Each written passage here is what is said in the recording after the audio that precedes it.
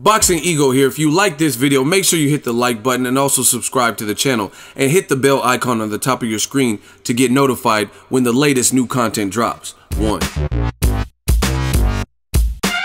UFC superstar Conor McGregor tells Paulie Malignaggi to shut his fucking mouth.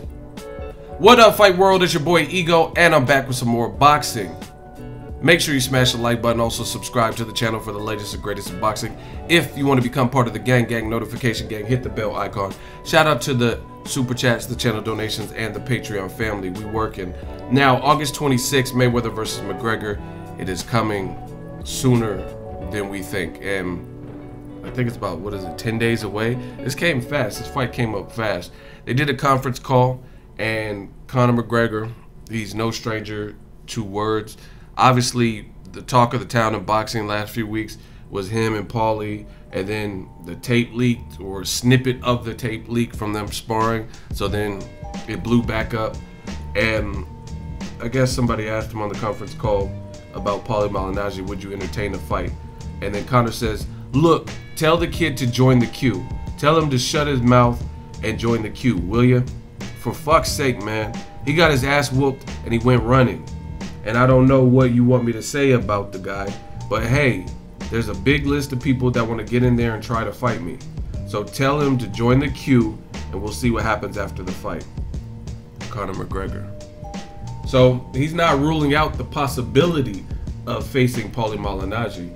Obviously, Conor McGregor, he has a mouthpiece, pause, and it's apparent because you, even with his warm-up where he's doing the loose arms and swinging his arms and stuff like that, that went viral. There's a ton of memes and other boxers who are like parodying it. David Haye, Terrence Crawford, my dude Jared Swift Hurt, things like that. So you have to have a level of celebrity for that to even be the case, because there's people in boxing, within boxing, that do stuff and it goes under the radar. Nobody's really checking for it. Nobody, you know what I mean? I'm not gonna say no names, but nobody really, it doesn't blow up.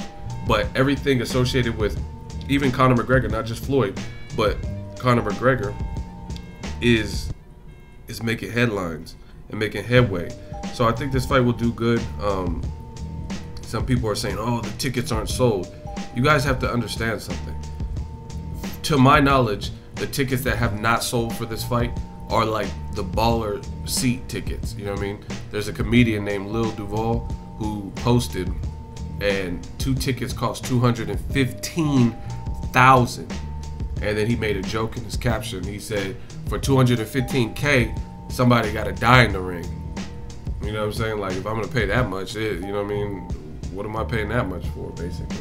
So that's what you guys have to understand. Yeah, of course the baller ass tickets may not be the ones to go. I mean, there's tickets. I don't know if that's he just posted the screenshot, so I don't know if that's actual retail. I don't know if a broker bought it and hiked up the price, but that's like a front row seat or something crazy. That's a lot of money.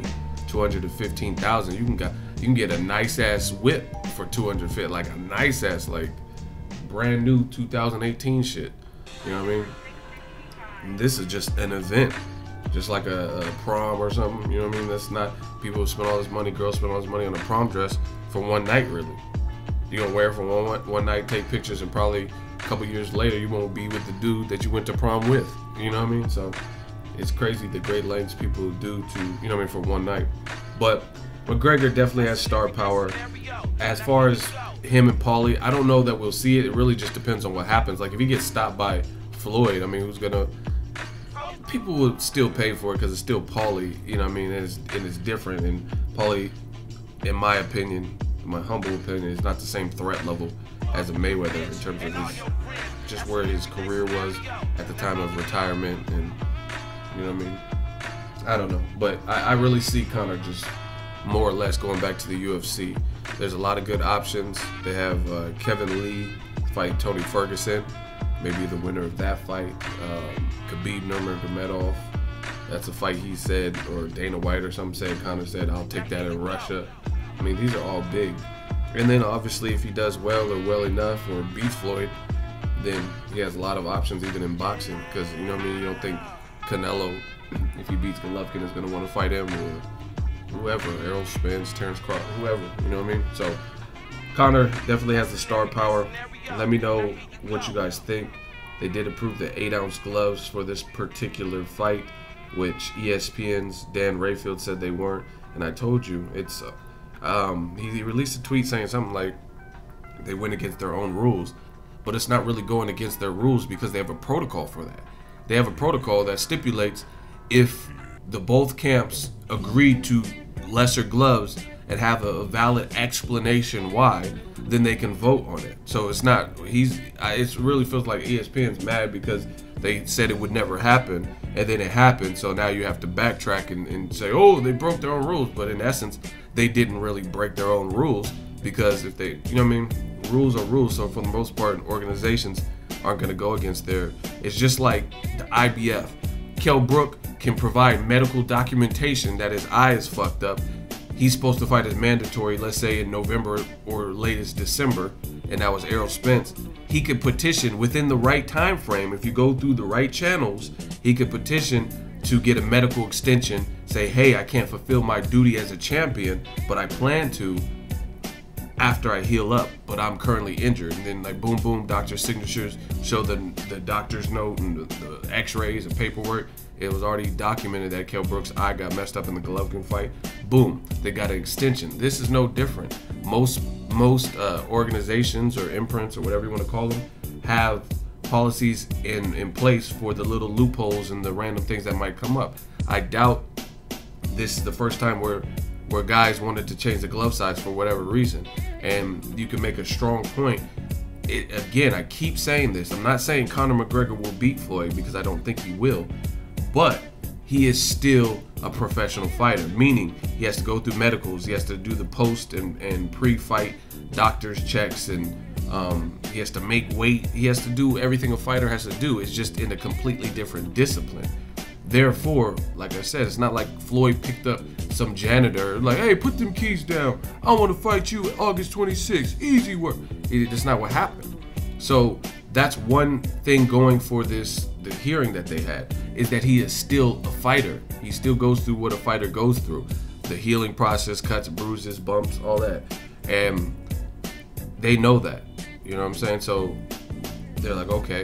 Plus, in his particular field, his discipline, the UFC, he uses 4-ounce gloves, which is even smaller and less padded than 8 ounces or 10 ounces. Therefore, they make a solid case. Floyd Mayweather has only a couple of fights over 150 pounds. De La Hoya, Cotto, and Canelo, right? Over 150, I said, so don't try to correct me. Hey, but Canelo fight was at a catchweight. I know that. But anyway, so he's fought with 8-ounce gloves most of his career, so it was a shoo-in. It made sense. Both camps agreed. It helped sell the fight. And again, if you understand business, Nevada State Athletic Commission, Nevada, listen to me, Nevada State Athletic Commission, where's this fight taking place? Las Vegas, Nevada, right? So I'm not saying they would break rules, but there's gonna be some level of leniency when you have a $1 billion fight, right? And you have two camps who are in agreement.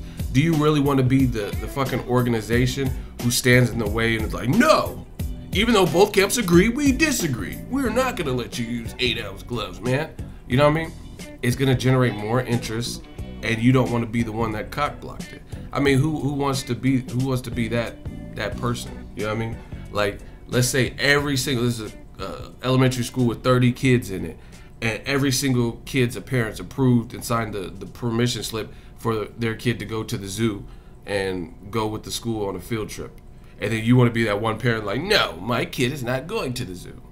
You know what I mean? Nevada State Athletic Commission, they know how much money this fight is worth, and it just makes it easier when you have both parties agreeing. Now, if Conor was motioning for 8-ounce gloves and Floyd was like, no, I don't know, Maidana, this glove ain't got no padding, and he was like putting up a fight, then it wouldn't happen. So I just had to clear that up. Let me know what you guys think. Conor McGregor doesn't